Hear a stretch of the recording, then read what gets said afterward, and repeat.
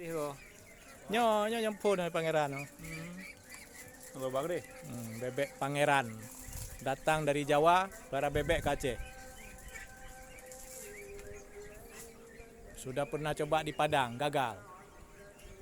Apa nih anak pangeran? Anak pangeran adik nih? Buahnya. Berapa ekor semua adik? Semua nih?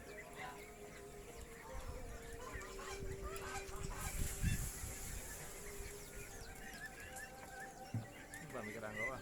Nanti nggak yang ini hati umur yang Hai kalau lagi kan gerah buat uri. Senja akan segera tenggelam, tapi bebek pangeran juga akan masuk kandang. Sakit-sakit lagi ya berdua. Ketika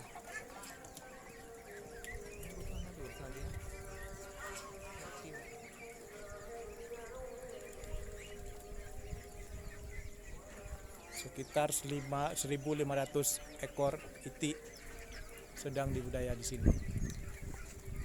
Ya. Sudah dibudidayakan. Keuntungannya lumayan lah. Besar.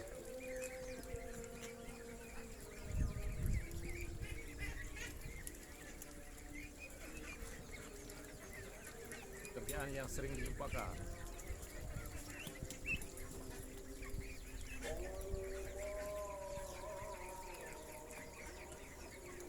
Nggak ada bel no.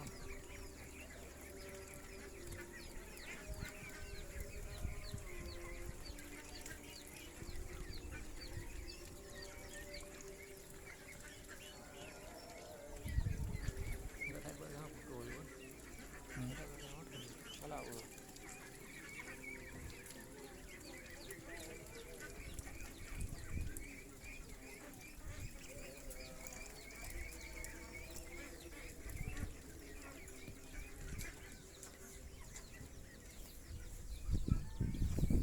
aja cek di bergang aja kena dek. Nak ya budi oka.